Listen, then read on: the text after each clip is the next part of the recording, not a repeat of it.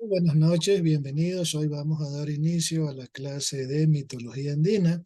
El objetivo de esta tutoría es básicamente compartir con ustedes justamente un contenido muy práctico para que estén preparados para el examen complexivo. El examen complexivo es muy de preguntas verdadero o falso. Entonces, en esta y en la siguiente clase vamos a ir planteándonos un reflexivo breve, como que tuviéramos una simulación de examen y así ya estamos en buen contenido para que usted pueda salir airoso en esa prueba que tiene próximamente. Entonces, una pregunta que uno debe hacerse a diario es justamente qué significa la cultura andina como tal. Y uno de los primeros errores que se tiene simbólicamente es no saber cuál es nuestra identidad respecto a lo andino. Muchas veces se cree que lo andino es la montaña, el páramo, y lo andino cubre países con todo un sistema. Y otro error que tenemos en la interpretación de las cosas es como una pregunta fundamental que uno debe hacerse. Hay muchas formas de estudiar el concepto de historia. En el mundo académico y escolar, más bien te decían un concepto así bien primario y te decían, no, pues, o sea, la historia es el estudio de los temas del pasado para no cometer los errores en el futuro. Y eso no es un poco el concepto filosófico de la historia. El concepto filosófico de la historia que tenemos en Occidente, basado en el tema de la historia universal de, de Heinrich Hegel, filósofo que influyó en el famoso Marx. Tú puedes tener varios conceptos de historia, pero un concepto más académico bajo el que casi todos los historiadores modernos se mueven es: la historia es la sucesión de hechos, y yo diría no necesariamente. Es un desarrollo de la conciencia. Esa es una teoría del filósofo Hegel, que lo ven ahí en la foto. De hecho, de Hegel, Marx copió las teorías que sirvieron para el materialismo dialéctico. La dialéctica es un invento más griego, pero un concepto más sociológico abstracto que te podría salir en la prueba: la historia es el análisis evolutivo de las sociedades. Entonces, ese concepto téngalo claro, porque es un poco el concepto más académico que se usa en el mundo universitario de educación superior. La historia es el análisis evolutivo de las sociedades. De hecho, hay cosas, estudiar la historia cuando se la ve así muy científicamente es muy bonito. Por eso es que hay una cadena muy exitosa en televisión norteamericana que se llama History Channel. Hay una parte de la historia que se llama microhistoria, que hay veces de la biografía de un ciudadano de a pie, de un ciudadano cualquiera, le pueden obtener toda la explicación de la historia de una cultura. Pero en este caso se habla de la historia como algo genérico. La historia puede ser sucesión de hechos, como te enseñaban en la escuela, y ese concepto como que no es para alguien del nivel de educación superior. La historia es el desarrollo y evolución de la conciencia, eso decía Heinrich Hegel. Pero en cambio, un concepto mucho más de acuerdo a la era moderna: la historia es el análisis evolutivo de las sociedades, el análisis evolutivo de sus procesos intelectuales, culturales, espirituales. Entonces, ese es un dato valioso para considerar dentro de las preguntas que usted puede tener para esta clase. Pero hay sociedades antiguas que se desarrollan a través de los mitos. Eduardo Galeano, escritor de tantos temas mitológicos, solía decir: el mito es la memoria del vencido para no ser aniquilado. Yo agregaría: el mito es el archivo espiritual de los pueblos. Como estamos en una materia de mitología andina, es importante saber qué son los mitos. Hay un mito muy bonito que habla del origen del Tahuantinsuyo, y en ese mito eh, te habla de cómo el Huiracocha fue dándole pautas de, de evolución, de desarrollo moral cuando vino después del diluvio. Dice el mito: el Huiracocha, el dios que camina sobre las aguas, civilizó y educó a sus pueblos. Y por eso es importante saber qué es el concepto de mito. Mito es el archivo ético y espiritual de las sociedades, porque la conciencia racional nos ha hecho entender que el mito es una historia imaginaria de los pueblos, y no necesariamente. El mito es ese archivo ético y espiritual de las sociedades.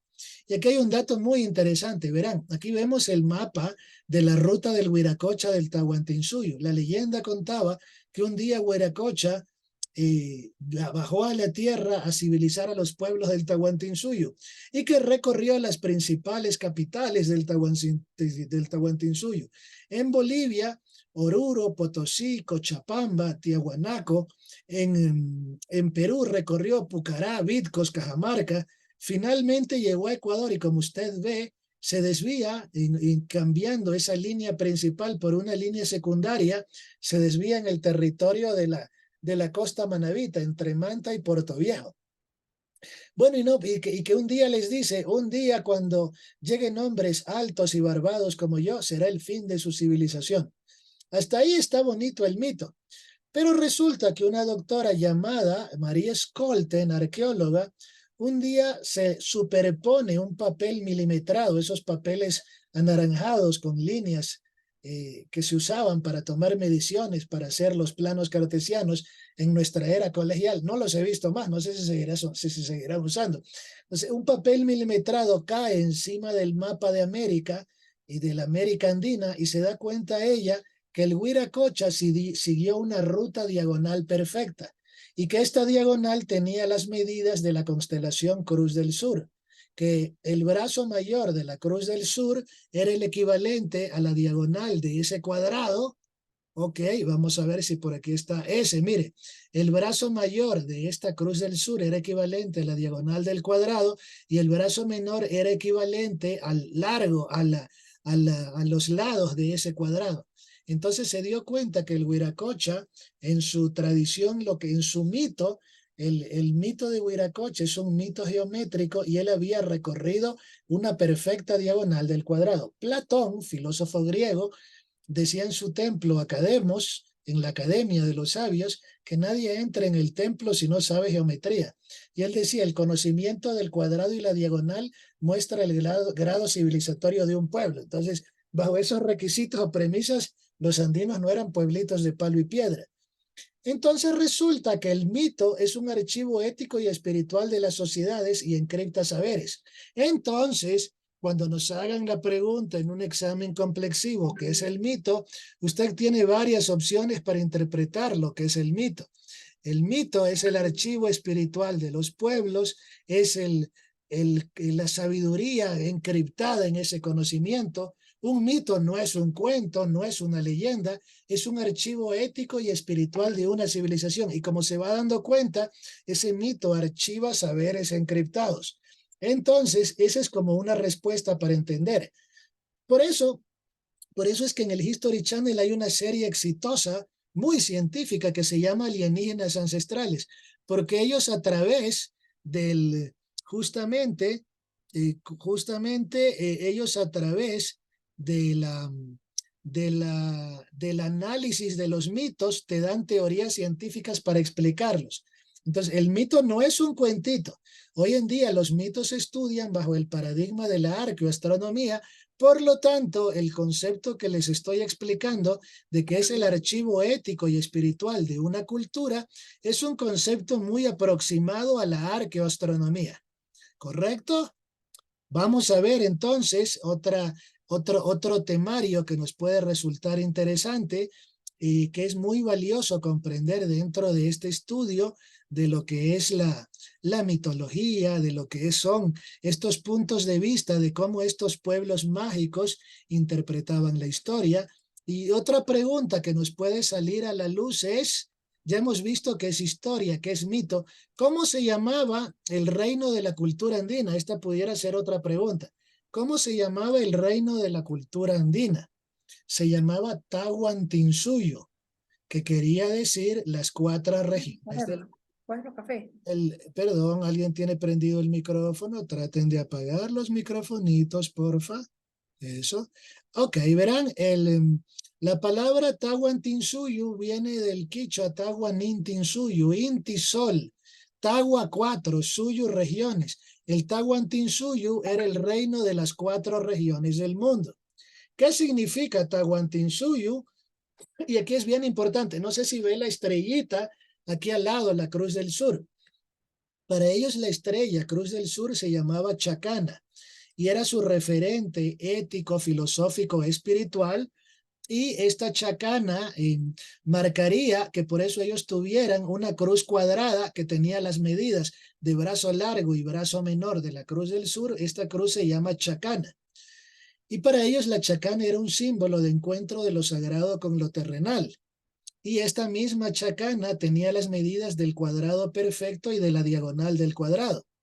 Entonces, dice el autor Atahualpa Macarios Oviedo que la cultura andina tenía algo que se llama filosofía de la cuatrinidad. Por lo tanto, el número 4, inspirado en la Cruz del Sur, era la base de su economía, de su cultura ética, de su filosofía y de su arquitectura. Entonces, era algo más que eso.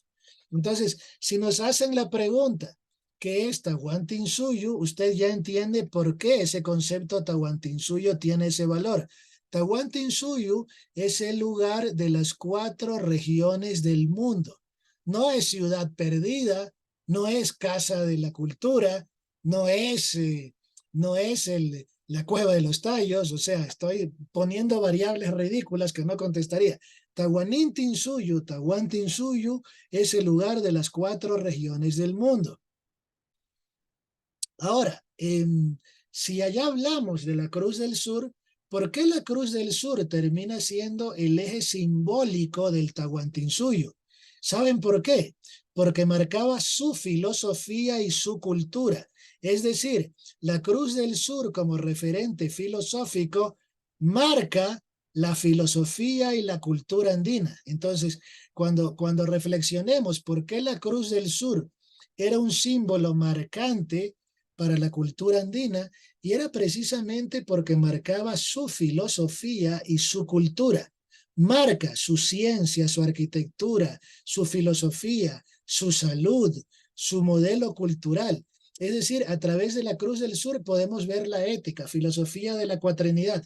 Para vivir bien hay que tener ayin yachay, buen pensar, ayin ruray, buen trabajar, ayin munay, buen sentir, y sumac causa y buen vivir. Esa era su filosofía de la cuatrinidad. Entonces, para ellos la Cruz del Sur también representaba un eje filosófico. Dos, además contenía todos los códigos de su cultura en matemáticas, en arquitectura, en filosofía, en salud. Es decir, que este referente geométrico marcaba códigos morales, arquitectónicos, filosóficos y culturales de su sociedad.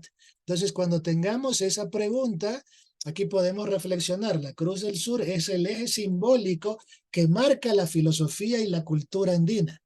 Y por eso es que algunos autores, como Atahualpa Macarios Oviedo, ya sugieren que la cruz andina también te provee de algo que se llama filosofía de la cuatrinidad. Una filosofía donde te encuentras con saber ancestral del conocimiento de esta sociedad tan portentosa y tan maravillosa. Entonces, este eje simbólico que era el símbolo en la Cruz del Sur como eje simbólico del Tahuantinsuyo, no era porque te daba 4 puntitos de ubicación, porque predecía el clima, te hablaba del futuro, te profetizaba, sino porque era el eje que marcaba su filosofía y su cultura. Y la cultura andina tenía una interpretación de 3 mundos, ya a nivel metafísico, a nivel práctico, y esto es importante, a nivel práctico su cultura se mueve con el número 4, con la Cruz del Sur.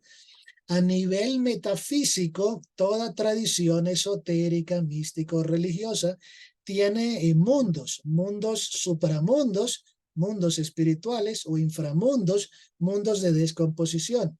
En el imaginario católico antiguo había los mundos cielo, tierra e infierno. Dato histórico por cultura general.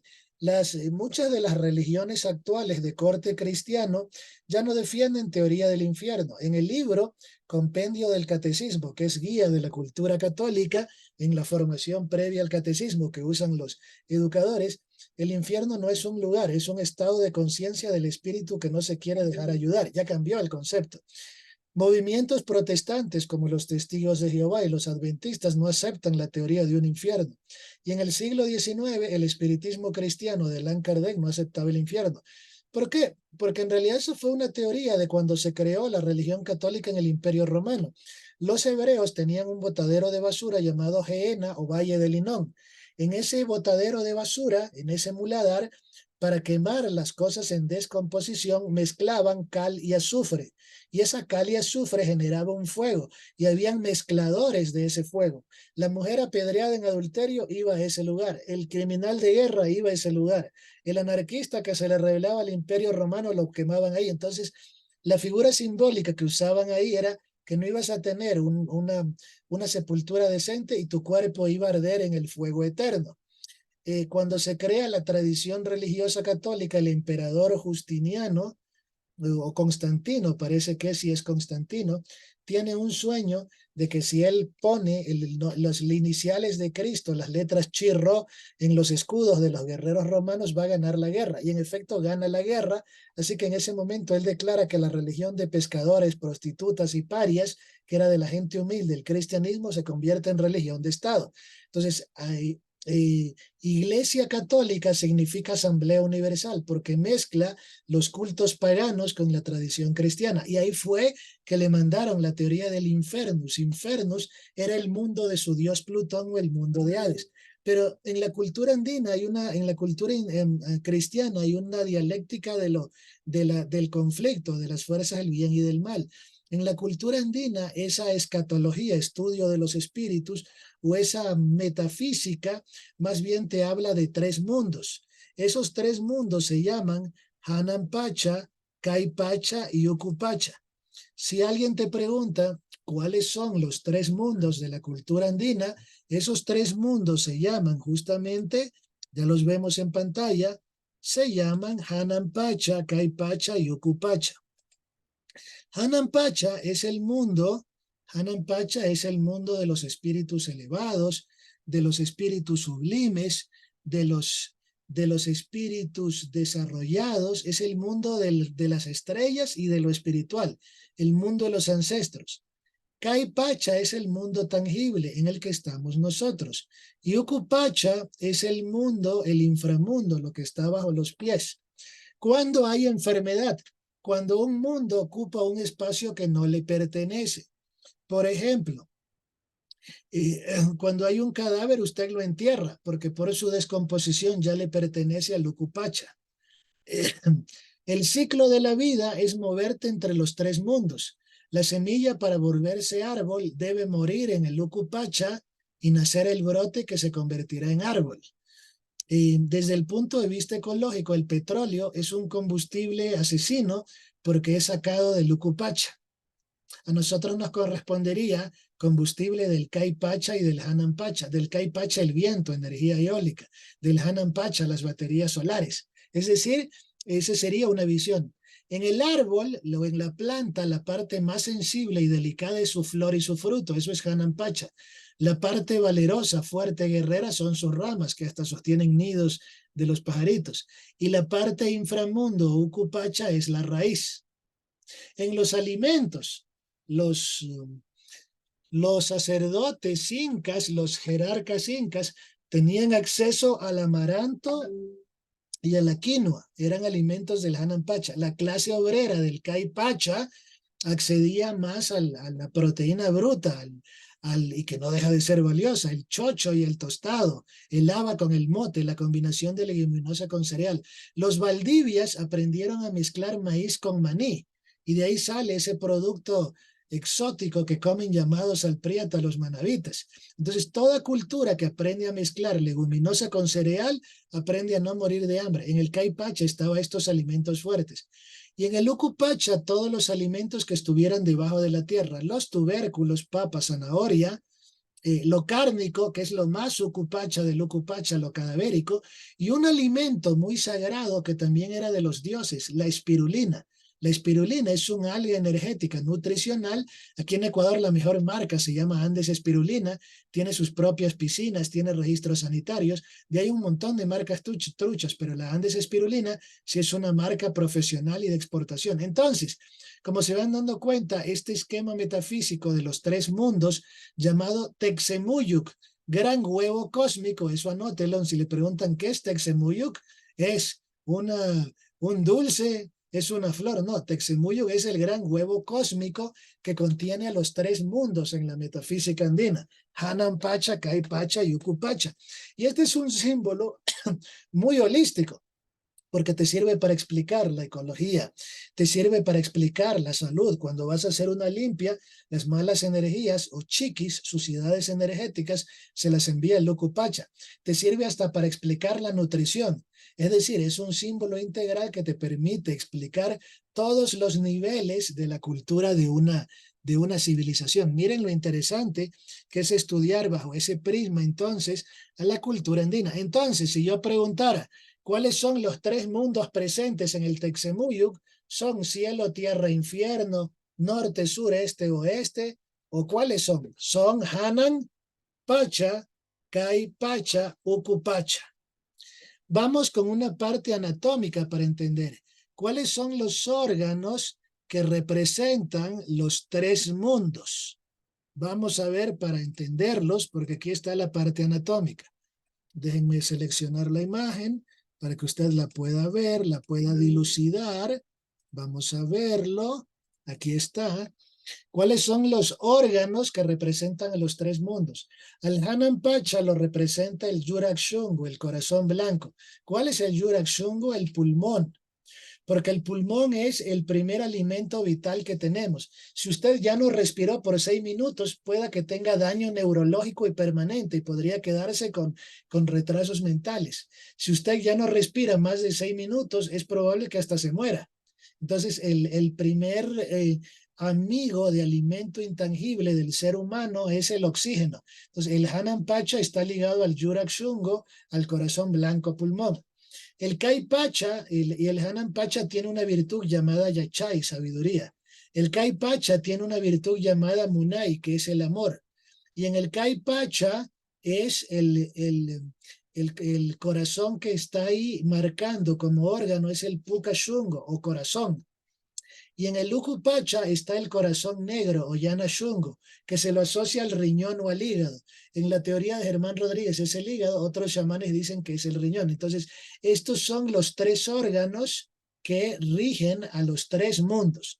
Entonces, esa pregunta de ley te puede caer. ¿Qué órgano representa cada uno de estos mundos? Entonces, ahí usted tiene esa referencia simbólica de que el Hanan Pacha es coordinado por el influjo del oxígeno, por la energía respiratoria. El Kai Pacha está ligado al latido cardíaco. ¿Sabía usted una cosita? Es un dato anatómico muy interesante. El único órgano del cuerpo que nunca se enfermó ni nunca se enfermará de cáncer es el corazón. ¿Sabe por qué? Porque el cáncer es una célula egoísta o un conjunto celular egoísta que decide absorber energía de la anatomía que la alimenta, y es egoísta e idiota, porque a veces termina matando al cuerpo que le está alimentando.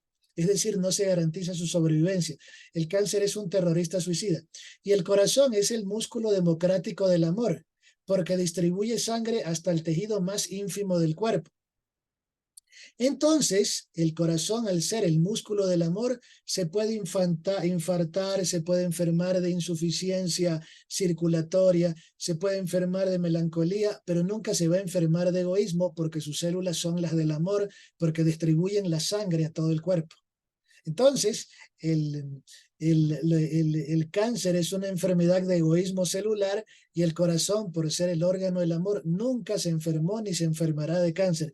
Se enfermarán sus riñones, se enfermará su cerebro, pero nunca va a haber un caso de corazón enfermándose de una crisis oncológica. Vamos avanzando a las siguientes diapositivas para seguir viendo más propuestas de lo andino espiritual que hay ahí. Verán, ya vimos que Huiracocha recorrió una diagonal. La palabra diagonal en quichua se dice checalúa. Checa Lugua quiere decir el camino de la verdad. Checa verdad, Lugua, ruta o camino. Entonces, la diagonal sagrada que recorre Huiracocha, conociendo o aperturando las principales ciudades del Tahuantinsuyo, se llama Checalugua o camino de la verdad. ¿Qué significa Checalugua? Diagonal, no. ¿Qué significa? Cuadratura del círculo, tampoco. ¿Significará esta línea camino de la verdad? Sí, porque es la ruta iniciática que sigue el Huiracocha para educar a los pueblos andinos. Entonces, ahí usted ya sabe qué significa Checalugua. Checalugua significa camino de la verdad y usted siempre esté atento justamente a lo que vamos viendo dentro de materia. Vamos a ver otra pregunta aquí en el esquema reflexivo de los contenidos que estamos resumiéndoles, espero de la forma más pedagógica. Otra consulta que nos puede atacar, ¿cuáles fueron las capitales que recorrió Huiracocha? Qué buena pregunta. Eso es importantísimo de cultura geográfica. Justo estamos en el mapa, lo vamos a ver para que usted lo pueda apreciar.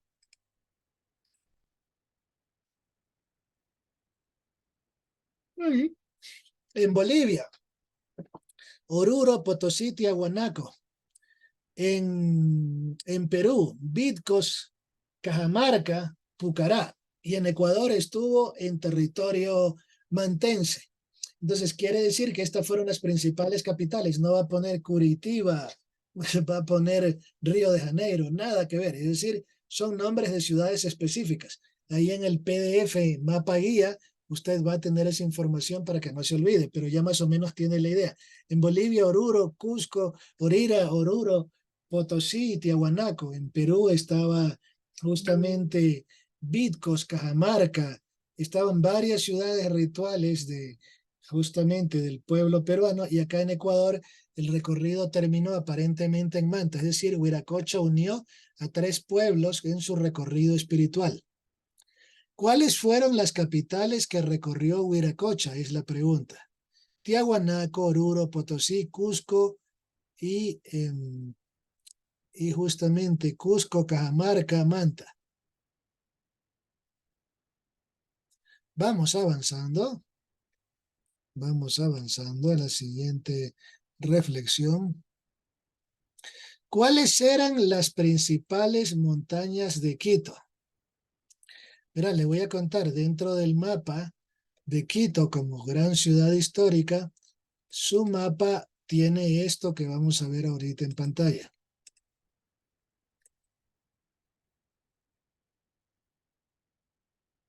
Mira, las 4 montañas que rodeaban a Quito se llamaban San Juan o Guanacauri, el aliento de la serpiente. Al norte, Yavirac o la serpiente enroscada, el panecillo al sur. Al este, el Ichimbía, y al oeste, el Pichincha. Esas eran las principales capitales. Como el Quito era parte del Tahuantinsuyo, estaba rodeada por 4 montañas que representaban la cuatrinidad de la Cruz del Sur. Vamos a seguir avanzando. Entonces, estas son como las montañas sagradas que hoy están alrededor de justamente de los espacios urbanos. ¿Qué otra cosa aquí es importante para que usted tenga en cuenta? Vamos a ver otro temario interesante. Verán, ¿cómo se dividen los ciclos históricos de la cultura andina? Los ciclos históricos de la cultura andina se dividen en, número uno, en 500 años de felicidad. A esos 500 años de felicidad se le llaman Inti Pachacutic, pero luego se alternan con 500 años de sufrimiento y sombra. A esos 500 años se le llama Quilla Pachacutic, porque la luna rige lo de Lucupacha y las potencias de descomposición. Y dentro de este tema es importante entender que cada sujeto tiene un tipo de responsabilidad respecto a la historia, cómo la está estudiando. Si usted estudia la historia como que hay países mesiánicos que arreglan todo, usted no está entendiendo que quien le toca arreglar su país es a usted, que eso no lo va a arreglar ni el Banco Mundial de China, ni el Fondo Monetario. Em, entonces, la filosofía andina, desde su punto de vista justamente filosófico, nos da una pauta de cómo generar un modelo de vida adecuado.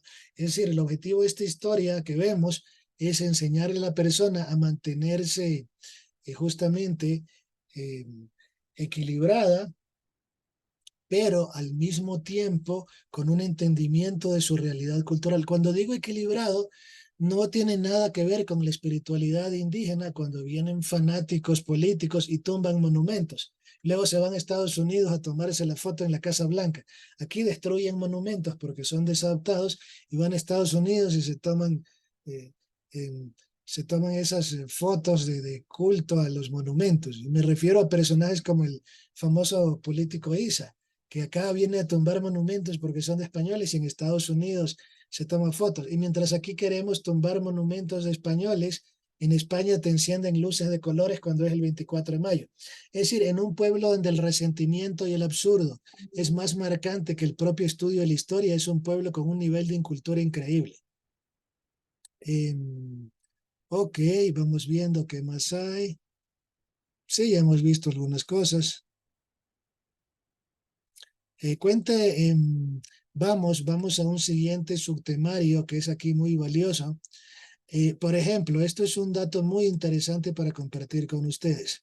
Así como hay Pachacutic solares y lunares, hay justamente ciclos biológicos del movimiento de la Tierra. La ciencia actual a eso le llama cosmobiología, le llama astrología, pero hay pacientes que sí te explican, oiga, a mí en luna llena me pasa tal cosa, a mí me pasa tal otra, en las personas que hacen terapia se da. Es decir, la luna tiene una influencia en el campo gravitacional de la Tierra y en la parte endocrina.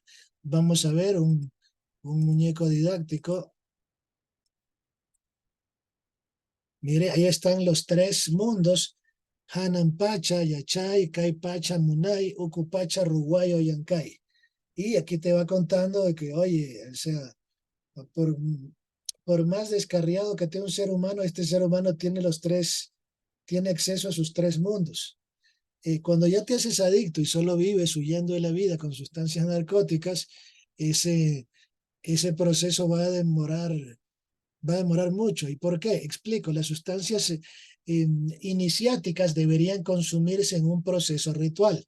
Por eso es que se dice que los andinos tenían dos tipos de rito: un rito solar y un rito lunar. El rito solar era limpiando vidrios del lugar, del templo, él haciendo oración, meditación. El rito lunar tomaba una bebida sagrada, una chicha fermentada, una un alimento preparado para generar esas sensaciones de bienestar. Esos alimentos que están ligados a la espiritualidad se llaman nootrópicos, porque generan una sintomática parecida a un medicamento.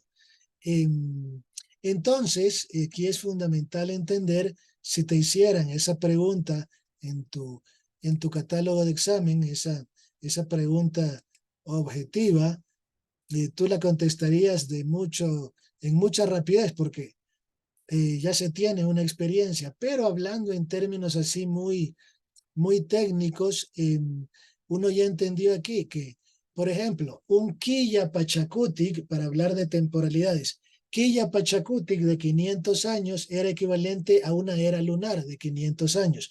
Un Inti Pachacutic era una era solar de 500 años. Verán, cuando se celebraron el año 1992 y los movimientos indígenas salieron a protestar por sus derechos, eso ya era un signo de que estamos entrando en la era de un Inti Pachacutic, de un Pachacutic espiritual, de transformación ética, ecológica. Entonces, uno ve cómo hay procesos evolutivos a lo largo de la historia. Inti Pachacutic es igual a una era solar. Ahora, Quilla Pachacutic en una zona, una era lunar, un ciclo de cierre, fiestas de difuntos, Todo eso era el Quilla Pachacuti, era el asociarse al pasado, al muerto, al ancestro. Quilla Pachacuti es una era lunar. Acabo de sentir un breve temblor de una ráfaga pequeñita. No sé si sintieron por acá el noroccidente de Quito, se sintió un poquito de temblor. Así que somos zona sísmica. Un Quilla Pachacuti, entonces era Quilla es luna y Pachacuti es edad de transformación. Curiosamente, un dato interesante. El único de los políticos que perteneció a Pachacuti, que sí conocía bien la historia andina, era el Yacu Pérez, porque el hombre tiene gusto por el estudio cultural y antropológico. Pero el 90% de los indígenas usan el nombre Pachacuti, pero no entienden, en ese partido por lo menos, no estoy tratando ni menoscabando la integridad del noble pueblo indígena, que es nuestro pueblo matriz, pero curiosamente los que tienen ese partido no saben el significado. Pacha es espacio-tiempo, era. Kutik, transformación. Un Pachakutik es una era de transformación. Y eso es pregunta de examen, ¿ah? Entonces le van a preguntar qué es un Inti Pachakutik. Es un Pachakutik o una era de transformación solar. ¿Qué es un Quilla Pachakutik? Es una era de transformación lunar. ¿Cuánto dura un Pachakutik? 500 años. Cuando llegaron los españoles, para la cultura andina, el número 8 era el fin de un ciclo. Los quipus, los nudos de contabilidad y estadística, tenían 8 espiras. Cuando llegaban al 9 volvían a comenzar porque no había el nudo 9. Entonces, para los andinos, ese número 8 era un símbolo de cierres de ciclos. Cuando llegaron los españoles, la cultura andina ya había empezado su noveno Pachacutic. Por lo tanto, eso era un Pachacutic lunar que significó la masacre y finalización de su cultura para el nacimiento de otra, la mestiza. En el año 1987, o más o menos en el 92, decía el autor Germán Rodríguez, la espiritualidad de la gente se despertó y empezaron a ver el movimiento de resistencia por los 500 años.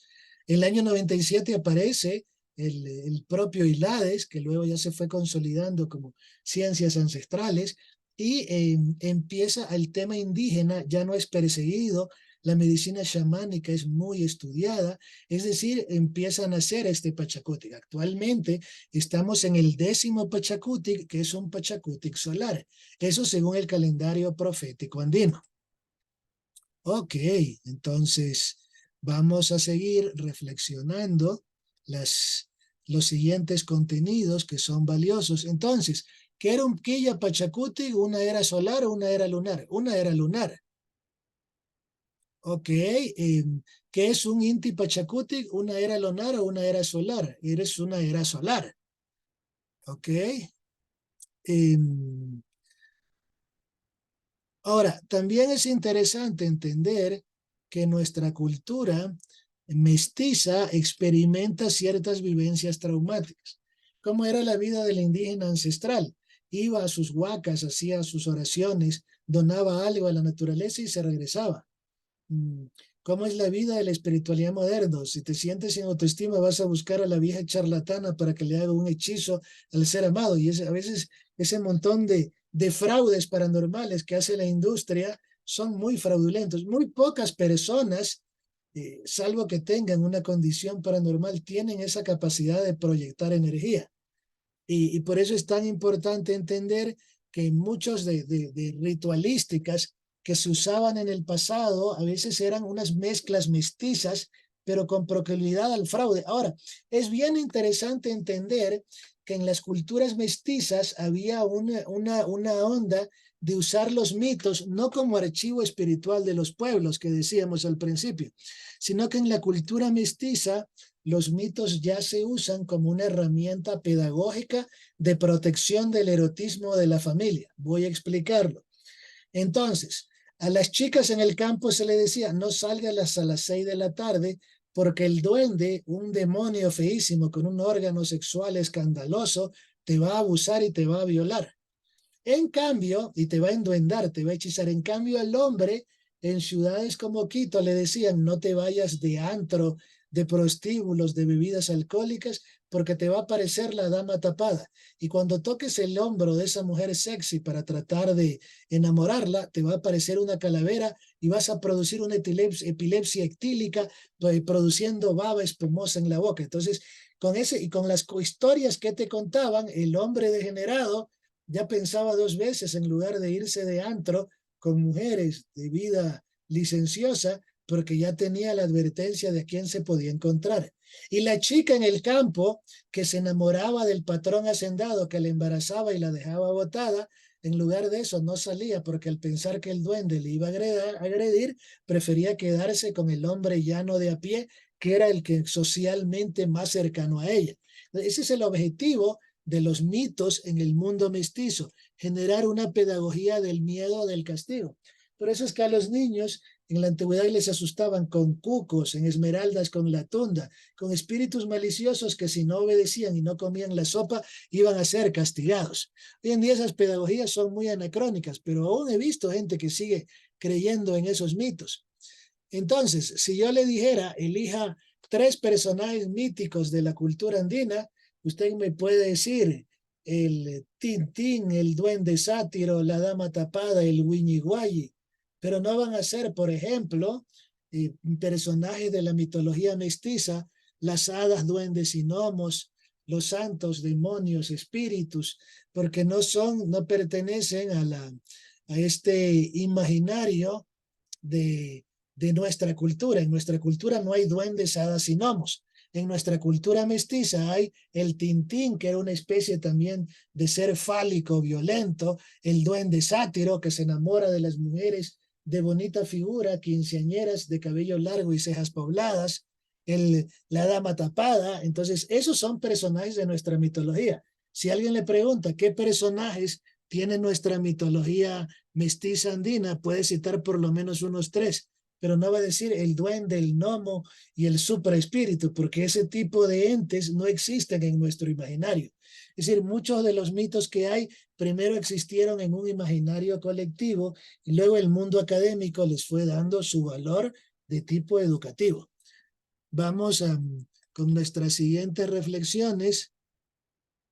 Esto es bien interesante. Uno de los ritos clínicos terapéuticos más importantes de la cultura andina es la barrida energético-terapéutica con el cuy. Esa medicina ancestral de la barrida del cuy con fin terapéutico, esa barrida se llama Cuyiguan Pichana. Cuyiguan Pichana es limpieza del campo energético a través de la absorción que tiene el cuy. Hicieron estudios del genoma humano y encontraron que el ratón, después del cerdo y el mono, es el animal que más parecido genético tiene con nosotros. Lo mismo pasa acá. El cuy, al ser un roedor, su cuerpo es un radar absorbente que al ser friccionado en una persona que tenga malos aires, presuntos hechizos o varias cosas, este cuy va a ser un limpiador que le va a dar momentos saludables y gratos al usuario de, este, de ese interesante estado, de ese tema de salud que es la limpia. Entonces, dentro de ese contexto, aquí es valioso entender cuán importante es tener la correspondencia simbólica de qué es lo que nos hace una limpia. Voy a hacer una pregunta de sentido común, a ver si me han cachado un poco. ¿En dónde se descompone la energía? ¿En el Hanan Pacha o en el Luku Pacha? ¿Quién me responde a eso? Verán que no es prueba, es solo curiosidad para ver si lo entendemos. ¿Qué les parece la pregunta? ¿En dónde se descomponen las energías pesadas? ¿En el Hanan Pacha o en el Luku Pacha? En el Ucupacha. En el Luku Pacha, porque el En el Luku Pacha Ucupacha. absorbe, es reciclador, desestructurador. Entonces, cuando la curandera o el Hambi Runa quiere decir hombre de salud, el hombre de sanación, cuando el Yachag, el sabio, el Taita, el padre de la comunidad, quiere hacerla limpia, la hace de la cabeza a los pies porque está enviando el chiqui o suciedad energética o guaira japisca, mal aire, lo está enviando al Lucupacha. Entonces, por eso es que este modelo simbólico metafísico del Texemuyuga es tan completo, porque te da pautas para lo médico, te da pautas para lo herbolario, pautas para lo ecológico. Es un modelo muy inteligente que tiene aplicación a tu vida diaria. Entonces ahí es donde el tema toma unos matices extremadamente interesantes. Y el Cuy Pichana o limpieza con Cuy está muy enmarcado en este tema de justamente barrer de la cabeza a los pies. Dentro de la parte cultural, el color del cuy influye. Si es blanco es para que te sientas libre espiritualmente. Si es el color pelirrojo, que se lo asocia al rojo, ese cuy tendrá que ver con problemas circulatorios. Y si es el ucupacha como área excretora o digestiva, ese color energético para el que se siente embrujado, hechizado, es el cuy negro. Entonces, fíjense cómo hay hasta colores, categorías de colores en esos tres mundos. Vamos, vamos avanzando un poquito más. Vamos a hacer una pausita de unos 10 minutitos para que se tomen algo cálido, alguna cosita pequeñita. Siempre hacemos una pausa para que recarguen batería. Entonces vamos haciendo una pausita de unos 30, de unos 10 minutitos, se toman algo y luego continuamos con la segunda hora de la clase. ¿Les parece? Sí, Prepárense una canelita y ya continuamos. Miren que hemos ido reflexionando pregunta por pregunta para que usted tenga bien el contenido. Entonces, ahorita a las 19 nos vemos. Dejen tomarse algo cálido para el frío y continuamos. listo.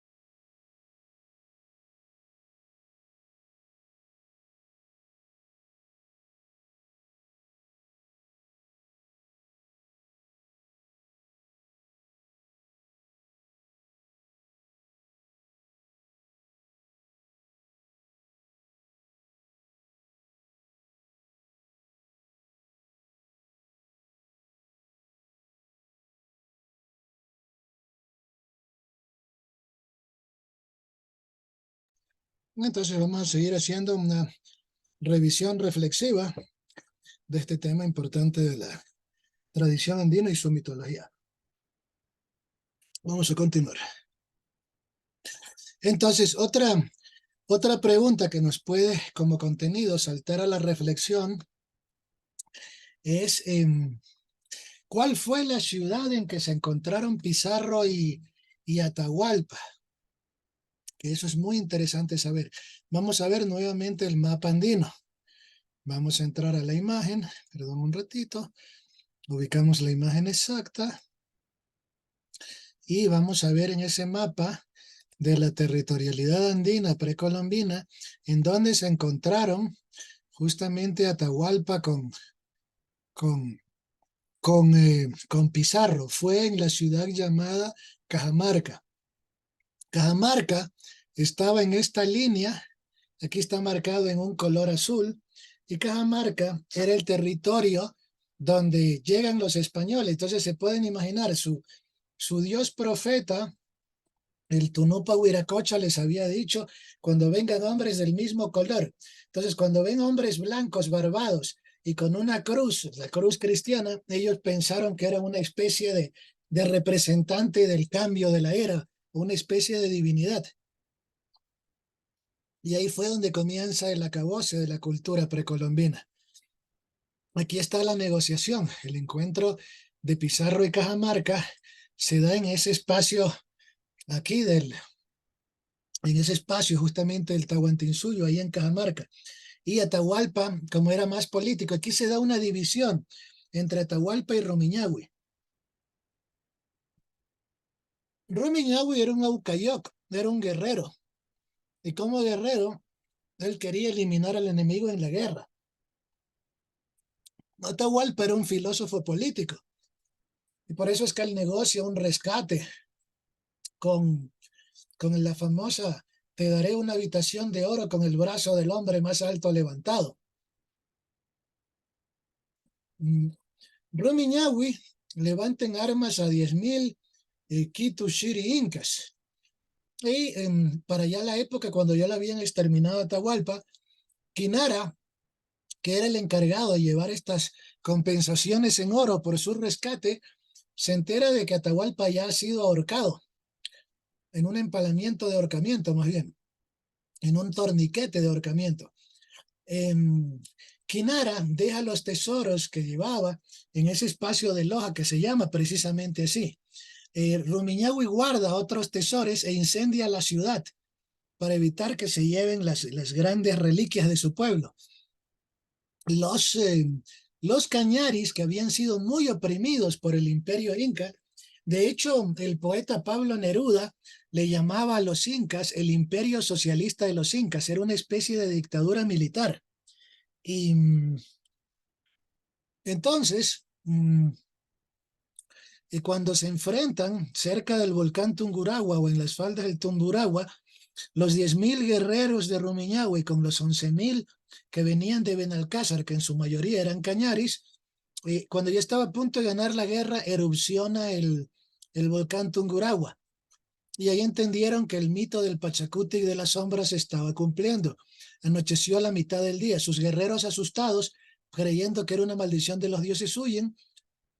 Y ahí se da la muerte de Rumiñahui. Algunas crónicas hablan de que se lanzó al volcán valientemente, más mitológica. Otras hablan de que fue torturado y nunca reveló nada de tesoros.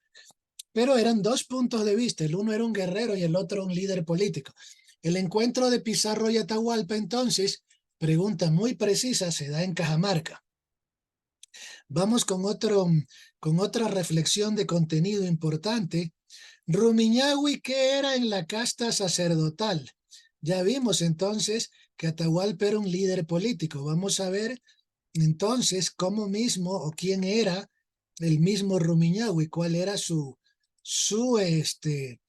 estampa, su estilo como trabajador del imperio. ¿Quién y qué era Rumiñahui? ¿Qué hacía?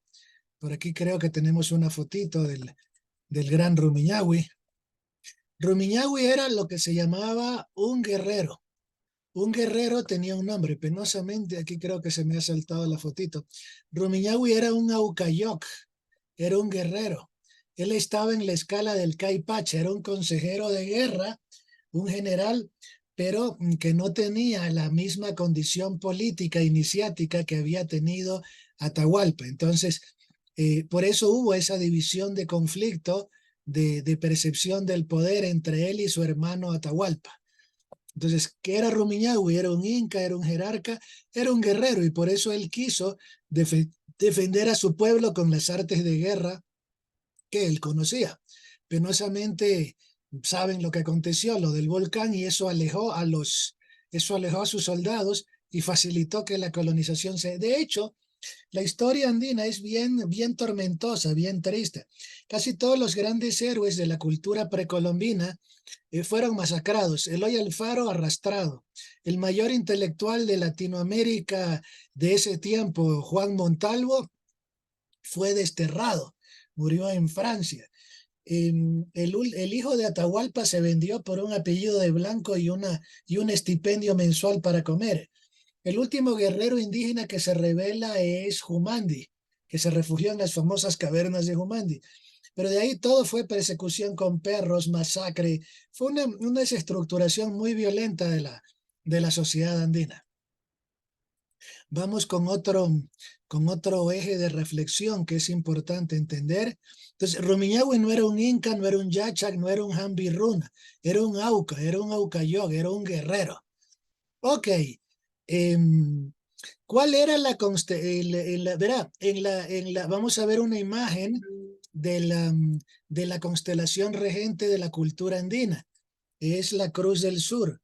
Y la Cruz del Sur está acompañada por otra pareja de estrellas que se llaman Alfa y Beta Centauro. Alfa y Beta Centauro en la cultura andina tienen un nombre particular. Alfa y Beta Centauro. Vamos a ubicarlas en la foto para que usted las tenga allí. Déjenme verle. Aquí está. Verá, vamos a ver si podemos ampliar esta imagen. Ya la vamos a colocar aquí en el gráfico para que esté mucho más amplia. La vamos a colocar aquí un ratito porque así tenemos una imagen amplia y para reflexionarla. Verá, los nombres de las estrellas se asocian con algo que se llama en el imaginario de la arqueología, se llaman paradolias.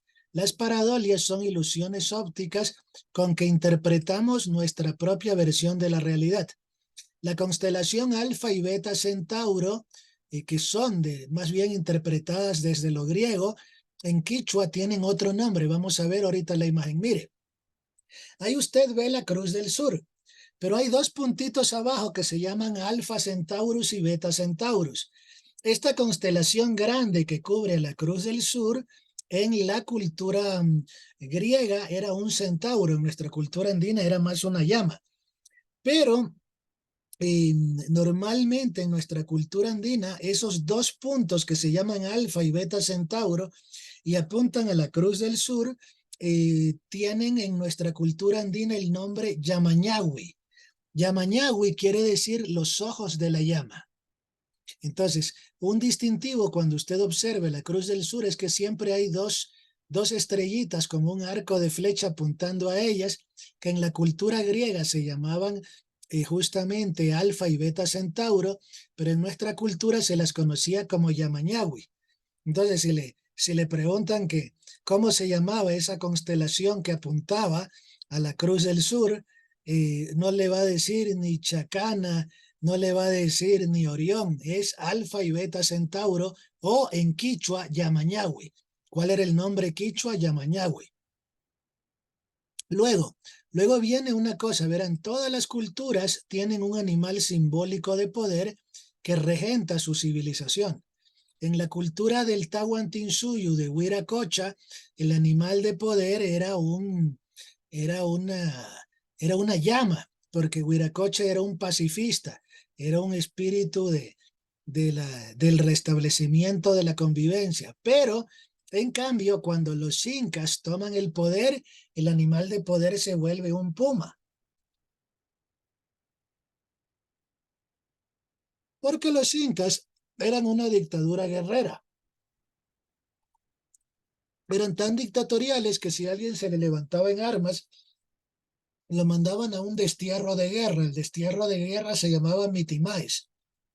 Los mitimaes era un destierro donde enviaban al subversivo, al revolucionario, a una colonización de otro pueblo. Si él ganaba en guerra, era dueño de un espacio de tierras. Si perdía, moría y se acababa un anarquista político. Esa era su costumbre muy técnica dentro del imaginario de conductas de esa sociedad. Luego, entonces, si alguien les preguntara cuál es el animal simbólico del Tahuantinsuyo, Tahuantinsuyo es previo al incaico. Entonces, como esta Tahuantinsuyo es más de Huiracocha, y al ser previo al incaico, el animal simbólico era la llama. El animal simbólico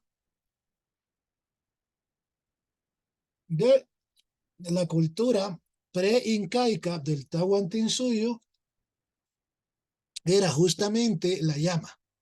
¿Ok? Cuenta el mito que Huiracocha iba con una llamita con dos alforjas de oro y dos de plata, que representaban a los símbolos de la Cruz del Sur. Otro tema muy importante de estudiar dentro de los calendarios andinos. Vamos a ver un poquito el calendario andino para saber ubicar fechas simbólicas del calendario andino. Vamos a ver en la diapositiva. Vamos a ver el calendario andino. Esto está por aquí. Entonces aquí tenemos los nombres de los meses andinos y la fiesta que se celebraba. De estos de cualquier mes le van a tomar una pregunta en el examen. Entonces, estos son los nombres de los meses andinos y al lado derecho está el significado ritual de esa fiesta. En diciembre se celebraba el Raimi, el Hatun Raimi, el gran Raimi de diciembre. Se solía celebrar haciendo bailar trompos en la tierra que representaban al colibrí polinizando flores. Este Raimi de diciembre era la gran Pascua del Sol, Huarachicuy. Este Huarachicuy se celebraba una época de cosechas. En enero, en cambio, se celebraba el Camay, que eran penitencias o ayunos ya en tiempo del incaico para agradecer a la Pachamama por las buenas cosechas.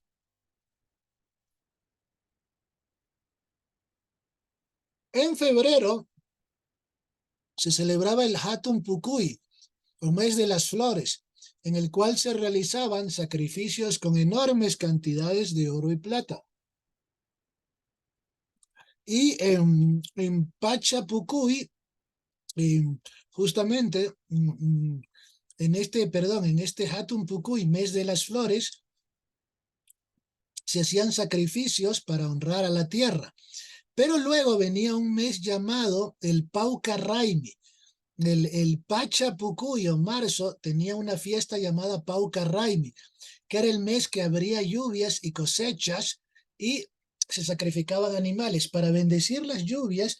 En lo que ellos Otavalo era habitual que los hombres fueran con un cuenquito de agua cubierto de flores y mojaran la frente de las chicas como un rito de coqueteo primaveral, si se quiere entender así.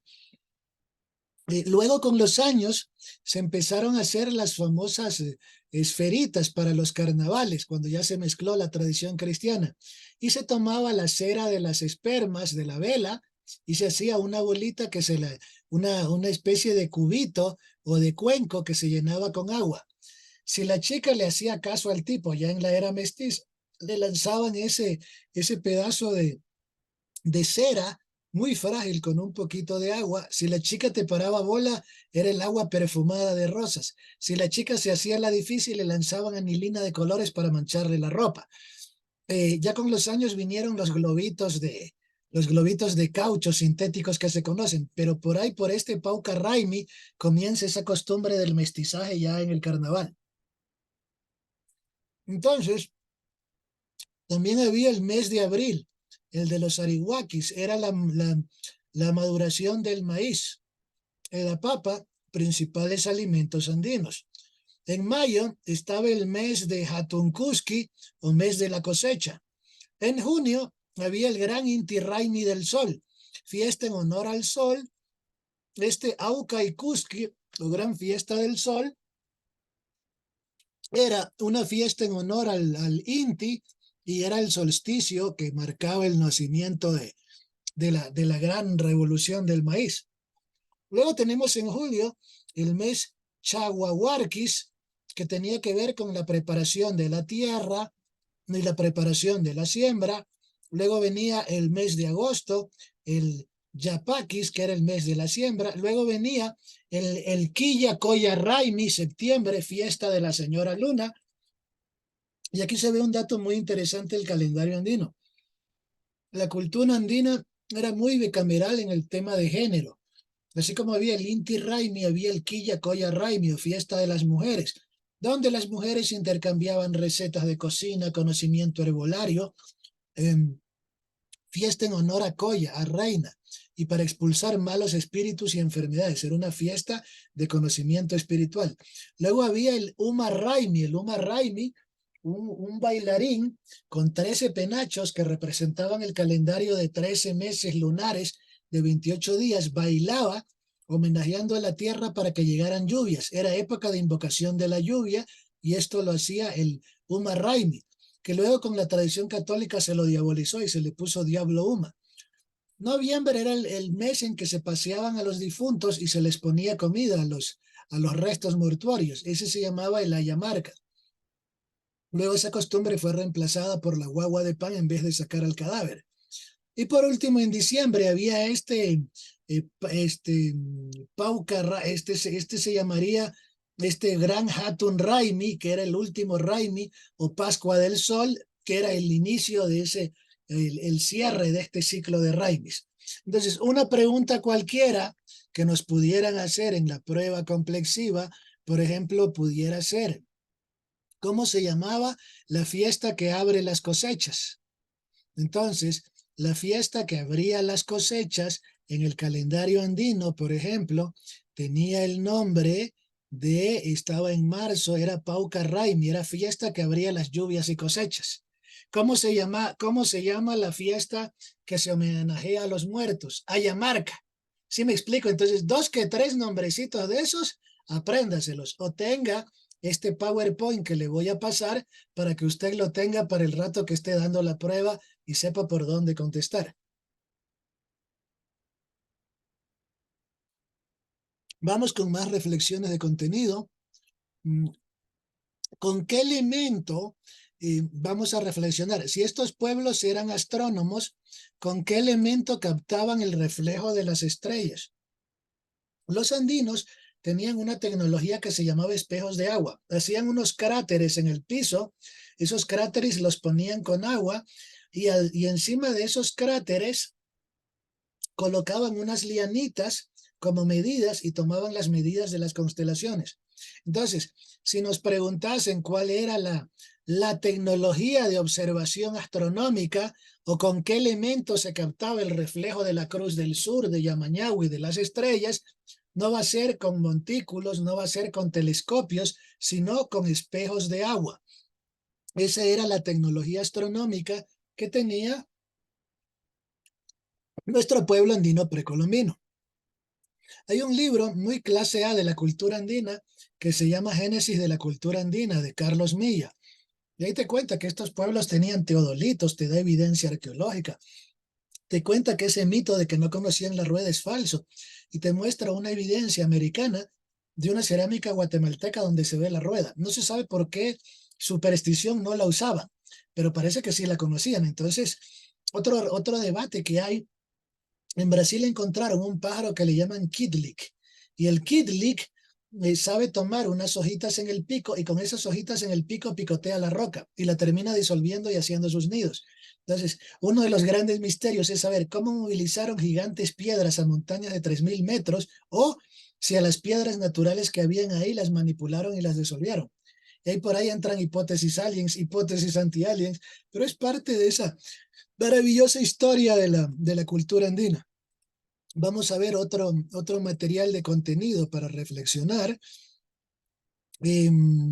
Hay un libro muy interesante. Vamos a ver si aquí en la diapositiva tenemos esta reflexión. Miren, aquí hay un poquito, ya vamos a ver aquí en el material gráfico, para que tenga esta imagen. La imagen siempre habla más que 1000 palabras y te enseña. Este es Ayamarca, mes de los muertos, ahí creo que lo entiende mejor. Este es Sumar Raimi, el mes abridor de las lluvias. Ok, por aquí está Rumiñahui, que ya sabemos que es un Aucayoc. Aquí está entre los mestizos, el Tintín, que era ese duende, la dama tapada, el duende, sátiro, eran parte de esos mitos. Ya vimos lo de la barriga de Cuy, ya vimos que Rumiñahui era un Aucayoc. Ya sabemos que Alfa y Beta Centauro son en la cultura andina Yamañahui. Ya sabemos que el animal de poder del Tahuantinsuyo era la llama, y para los incas era más bien el puma, que la fiesta que habría cosecha se llamaba Pauca Raimi. Aquí está lo de los espejos de agua. ¿Ven esos orificios? Que hay 7 orificios debajo del arco iris. Esos son los espejos de agua. Bueno, libros clásicos que todo estudioso de la cultura andina debe leer. Nueva Crónica y Buen Gobierno, de Guamán Poma de Ayala. Un libro muy interesante. Un libro, perdón, de nutrición andina. Es este maravilloso libro escrito por el doctor Eduardo Estrella, El Pan de América. Este libro lo puedes cargar gratis en PDF. Si no lo encuentra, me escribe y se lo envío. Eduardo Estrella era un médico perteneciente a la Academia de Historiadores por su gran conocimiento. Y este médico viaja a España en una maestría como historiador. Y mientras está en una biblioteca histórica, de estas no tienes que ir con guantes, donde a veces solo ves el microfilm para no dañar la hoja del libro clásico, se le encuentra con un libro que se llama Flora Guayaquilensis. Resulta que cuando Orellana recorría el Amazonas, en territorio actual ecuatoriano y peruano, llevaba un tripulante que se llamaba Juan Tafalla. Juan Tafalla era botánico y le gustaba dibujar plantitas y estudiarlas. Entonces, mientras Orellana estaba queriendo conquistar al mundo y buscar su pedazo de tierra con tesoros, Juan Tafalla fue haciendo un documento de las plantas de nuestra cultura, y a ese documento le tituló Flora Guayaquilensis. Como era un, como era un simple marinero de poco relieve, ese libro nadie le paró bola. Hasta que el doctor Eduardo Estrella le cayó en sus pies explorando entre libros y descubrió este libro.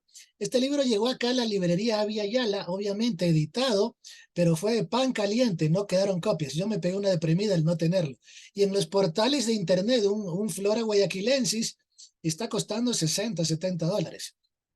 Y sin embargo, este libro, El Pan de América, él lo hizo, y este sí fue patrimonio ecuatoriano y editado para el público. Y es muy bonito porque te cuenta la historia de los alimentos y etcétera. Entonces, si yo le preguntara a usted qué libros icónicos hay de la cultura andina, podrían salirle, no le va a decir Sherlock Holmes, va a decir Nueva Crónica y Buen Gobierno. ¿O qué libro habla de la nutrición y de los alimentos andinos? El Pan de América, de Eduardo Estrella.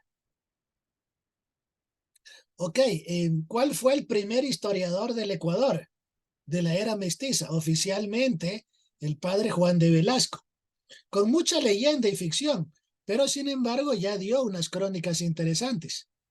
Y este es otro personaje fascinante de nuestra historia, el padre Crespi. El que mejores biografías ha coleccionado de él en Ecuador es el ufólogo Jaime Rodríguez, quien lo llegó a conocer de niño. ¿Cuál es el primer historiador ecuatoriano? El padre Juan de Velasco. ¿Cuál fue el último rey del Incario? Esa pregunta, si uno se jala, ya es un sacrílego. El último rey de Incario fue Atahualpa. Entonces, con eso tenemos un recorrido breve de la cultura andina. Vamos a hacer un repaso rápido de esta presentación. para que veamos qué temas hemos visto ahora. Y con eso tendríamos medio concluido esta primera tutoría para que ustedes se preparen para su examen complexivo.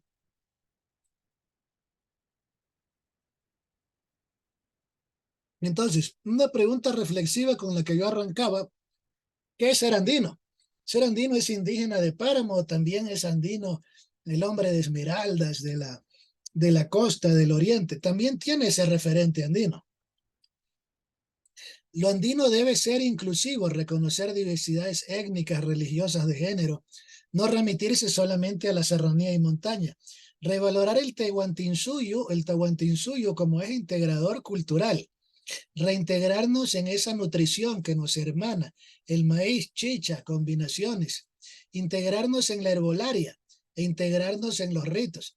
Datos curiosos: en países como los nuestros, donde hay mucho regionalismo, la cosa es patria chica, usted quiere ver a gente discutir como animales, ponga un partido Liga Barcelona, y el otro día se están matando entre hinchas, si no físicamente, por lo menos verbalmente en redes.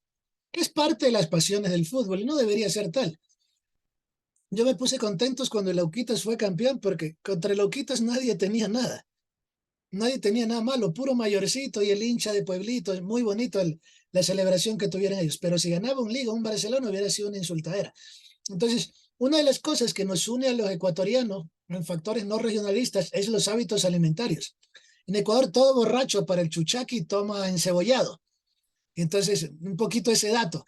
Entonces, hay ciertos platillos de comida, hay ciertos deportistas icónicos que nos generan una identidad de unidad en un país tan fragmentado. Eso es otra cosa interesante de entender, verán, que quiero que reflexionemos.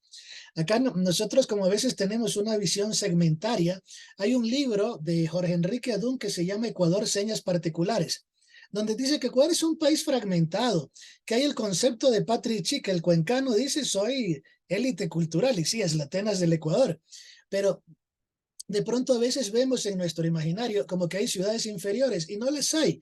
O sea, nos dicen: uy, Guayaquil, ciudad violenta, hay sicariato. ¿Sabía usted que Quito es la ciudad donde hay más desaparecidos? Quiere decir que la tipología criminológica es distinta. En la costa el crimen es explosivo y extrovertido, y en la sierra es introvertido. En la costa hay más asesinato por sicariato, en Quito hay más cuerpos de personas desaparecidas. Es decir, son formas distintas de violencia. Entonces, cuando uno ya conoce la cultura criminológica de su país, ya te bajas de ese nubarrón de creerte que eres la meca de la cultura y entender que somos un país emproblemado, que necesitamos símbolos de unidad, recuperar un montón de simbologías, y eso es interesante. Otra cosa: hoy en día están muy de moda estos movimientos de ideología de género, que les llaman así, no sé si será un nombre peyorativo, y casi te venden la historia que el cristianismo es una religión malísima, de represión, maltrato, y que el mundo andino era un mundo paradisíaco. No es cierto. En el mundo andino también había una terrible homofobia, y ya les voy a mostrar una crónica, porque es bueno deslegitimar esos fanatismos que se tienen. Verán, estos son estos paradigmas hegemónicos de cuestionar contrastes. Verán, ahí en ese mundo del feminismo hay una autora que se llama Simone de Beauvoir, que fue la que escribió el libro El segundo sexo, la novia, amante o lo que haya sido de Sartre, que eran el Sartre y la Simone de Beauvoir, eran un par de depravados que ella seducía chicas adolescentes porque ella era bisexual y se las remitía a Sartre. Y ellos fueron los que crearon el paradigma de tercera ola. Hasta la primera y segunda ola del feminismo, el feminismo era sufragista, pro voto y educacionista, pro educación. El feminismo pro aborto nace en los 60 con Simone de Beauvoir y se consolida en la cuarta ola con esta autora Judith Butler, que tiene un mérito muy bonito. Es una líder de la onda feminista, pero que no grita, no alza la voz, y es más bien una filósofa muy reflexiva. Sin embargo, hay voces filosóficas que estudian este tema del modelo feminista, y esta es una filósofa de corte marxista, Roxana Kramer, que tiene un libro que se llama El patriarcado no existe más, y te va contando cómo es cierto, desde una versión sociológica, por qué no existiría el patriarcado, porque en los hogares muchas, las que mandan son las mamás, y te empieza a contar que ese patriarcado romano, así, esa cosa espantosa, hay a nivel radical en el mundo islámico, pero que en Latinoamérica no tanto como te lo hacen creer. Y es interesante leer una versión contraria, no soy yo el mejor para explicarlo, pero hay el libro de esta filósofa que se llama así. Ahora, ¿por qué discutir de estos temas de género en paradigma? Porque la cultura andina era un ejemplo de integración de lo masculino y lo femenino. Sin embargo, no era una civilización paradisíaca.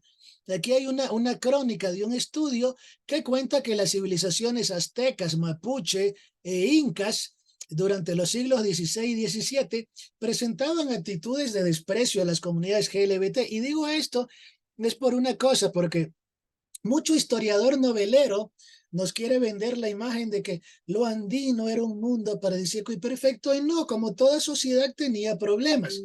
Y es una cosa terrible. El paradigma actual de estudio de las culturas tiene una materia que se llama Historia de las Religiones Comparadas. Y esa materia usted la puede estudiar en el libro de Mircea Eliade, un antropólogo que recorrió muchas culturas y religiones del mundo para entender en qué nos parecíamos. Y él escribió el libro Historia de las Religiones, Mircea Eliade, tomo 1 y tomo 2. Y hay otra rama de los estudios de las escuelas de fe que se llama teología ecuménica, que nos ayuda a entender los símbolos de las religiones clásicas para no verlas como enemigas. Acá en Ecuador y en Latinoamérica pasa un fenómeno muy grotesco. Obviamente las élites eclesiales tenían sus vínculos con las élites bancarias y con la cosa de las haciendas en la época colonial, llegó en los años 60 un movimiento llamado Teología de la Liberación. Gran parte del movimiento indígena, igual que Tránsito Maguaña, Mujer Valiente Oprimida, una de las pocas socialistas de cepa, líderes así de comunidad honestas, lo que hay ahora son caricaturas, trepadores disfrazados de líderes en una gran cantidad. Y entonces Tránsito Maguaña abrazó este tipo de modelo de creencia política. Pero el problema fue que cuando mucha de la cultura indígena se contaminó con este tipo de onda política, un poco la onda política del marxismo era atacar a toda religión que fuera occidental. Entonces, curiosamente, ahí nos perdemos mucho de los saberes del occidental. Entonces, leer un clásico, San Agustín de Hipona, Confesiones, Suma Teológica de Tomás de Aquino, las moradas de Teresa de Ávila, es un acto para alguien que estudia la espiritualidad, y un científico de las ciencias ancestrales es una estudiosa de la espiritualidad. Entonces, no es prudente, y es un punto de vista mío. Yo podría ser un loco fanático equivocado, pero es un punto de vista mío muy particular, que no debemos contaminar las escuelas espirituales con escuelas políticas. Miren lo que pasó con el tema corporal. Del cuerpo se hizo un combate político, y hoy en día hay unas broncas de género. Te quieren enseñar sexualidad los grupos más fascinerosos, que con su poco de aberraciones. Y luego hay otros grupos ultraconservadores, con los míos no te metas. Y el tema de educación sexual está muy mal llevado. Lo mismo pasa con el tema de la espiritualidad. Entonces, vemos el que te reniega de la Navidad, pero se va, ese mismo que te reniega la Navidad, se va a los Estados Unidos y celebra el Halloween.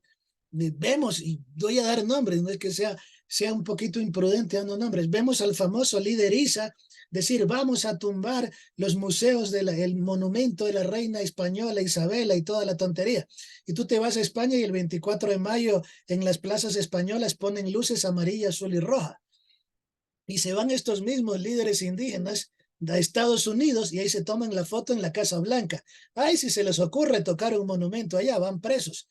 Entonces, esos a veces ciertos pseudoconceptos revolucionarios, no, a muchas personas les hacen seres primitivos beligerantes que atacan a todas las culturas y terminan con un chauvinismo ridículo pensando que eres el centro y el ombligo del planeta. Y no, debemos estudiar, sí, con amor nuestra riqueza cultural, pero soy muy proclives a estudiar las sabidurías de otros pueblos. Eso es lo que propone el paradigma filosófico de diálogo interreligioso, de historia de las religiones comparadas, de teología ecuménica, repensar las religiones como una herramienta de progreso ético y no como ese absurdo patológico del marxismo. La religión es el opio del pueblo. Bakunin, el filósofo anarquista, la iglesia es una taberna celestial donde te embruteces. Cierto que en las religiones hay mucha corrupción encriptada, Pero en nombre de un ateísmo fanático, yo no me voy a perder de grandes clásicos de la filosofía. ¿Me explico? Entonces es lo mismo. Debemos honrar a nuestras civilizaciones ancestrales, debemos reconocer las tragedias que han tenido otras culturas religiosas, pero darnos cuenta que cuando nos invadieron los españoles ya estábamos entrando en ese noveno Pachacutic sombrío, y que aquí habían sacrificios de sangre, que ya habían sacrificios de niños, y que el indígena atormentado por el español que lo colonizaba te decía, y tú me condenas a mí, y en cambio ustedes sacrificaron a su Dios y se beben la sangre de él en el rito de la comunión del sacerdote. Entonces me explico. Entonces siempre es importante repensar las cosas no desde lo patológico, sino desde los valores espirituales. Toda cultura tenía tres mundos. Los chinos, los japoneses tenían Ten Chi Yi, cielo, tierra, hombre. Los, eh, los sacerdotes, padres de iglesia, hombres sabios antiguos, católicos, hablaban la mente en Dios, el corazón en el prójimo y los pies en la tierra. El islámico, recto sentir, recto pensar, recto hablar. En ese saludo tan curioso que hacen los clásicos ritualistas. El andino, Hanan Pacha, Pachu Cupacha. Entonces hay cosas en las que somos bastante parecidos. Y caer en ese ridículo occidental de decir todo lo occidental es malo y lo escribes desde el celular capitalista civilizado. Entonces, eso es bronquerismo primitivo. El decir, aguántate, yo odio la Navidad porque es una fiesta del capitalismo posmoderno y no sé qué, pero si te dan el regalo te pones contento. Entonces, sí hay que dejar esos absurdos pseudo-anarquistas, pseudo-políticos y leer a clásicos como Mircea Eliade, leer teología ecuménica, escuchar a filósofos como Facundo Cabral, es decir, honrar la sabiduría mística de los pueblos en una sociedad nueva era, donde todas las religiones se mezclan, donde todos pensamos en forma global, donde hay absurdos como si hay células con vida en Marte, hay vida en Marte, pero si están en el vientre de una mujer no merecen tener vida. Y ahí entramos en un caos como de percepción del universo.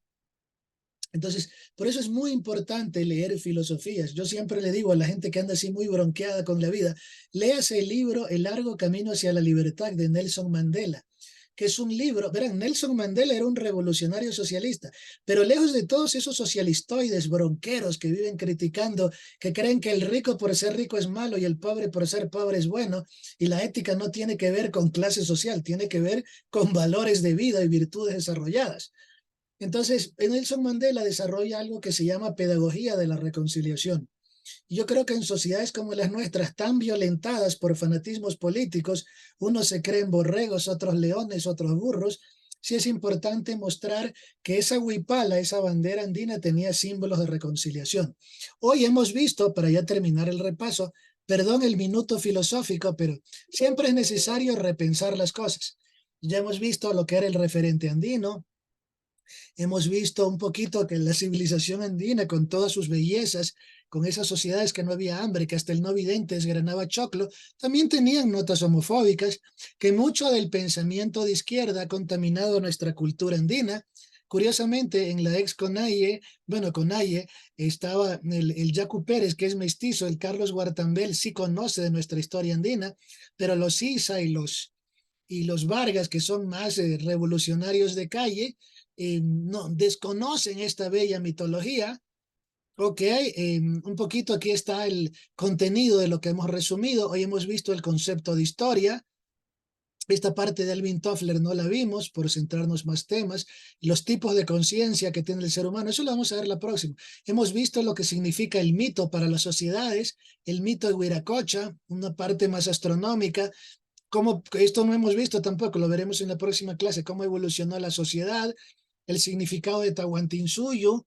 Hemos visto la Cruz del Sur como eje simbólico porque marca filosofía y cultura andina. Hemos visto los tres mundos, Hanampacha, Caipacho, Cupacha, sus órganos, su significado, esta parte tampoco la vimos mucho. Vimos el significado diagonal, Checalugua, camino de la verdad. Checa es justamente verdad. Ya sabemos por qué. Miren ese mito tan bonito de sabiduría. Las capitales sagradas que recorrió el Huiracocha. Un poco donde se encontraron Pizarro y Atahualpa. las dos constelas cruz, las dos estrellas que miran a la cruz del sur y que en griego eran Alfa y Beta Centauro, en nuestra cultura eran Yamañahui, ojitos de la llama. No vimos un poco las principales montañas de Quito. Las razones de la conquista fueron que había división política en todos estos pueblos y trajeron armas químicas, la viruela, la primera pandemia más masacradora que el COVID. Esto nos falta ver en las siguientes clases, castas religiosas dominantes, cuáles son ritos solares y lunares. Eso lo vamos a ver en la siguiente clase. Vimos una aproximación al calendario, vimos lo que era, ahorita vimos lo que eran los Pachacútics. Usted va a tener este PDF para estudiar. Vimos los mitos mestizos y su sentido pedagógico, el nombre de la barrida con cuy, qué colores hay, el tipo de cuy, quién era el Rumiñahui. Ahí está lo de Alfa y Beta Centauro, el animal de Incario y del Tahuantinsuyo. Hemos visto esos procesos de cosechas. Hemos visto, esta imagen la tenemos que analizar, el altar del Coricancha, libros icónicos de la cultura, y ahí tiene todo el material de reflexión. Hemos terminado antes de lo pensado. Por ahora terminamos la clase. Muchísimas gracias. Una buena noche. La próxima semana seguimos con el repaso. Un abrazo, bendiciones y ya les paso el PDF. Cuídense mucho. Que Dios, cualquiera sea la fe que profesan, les bendiga. Que Dios, la Pachamama, el buen Padre, el Gran Espíritu les acompañe. Nos vemos en la siguiente clase. Un abrazo. Cuídense mucho.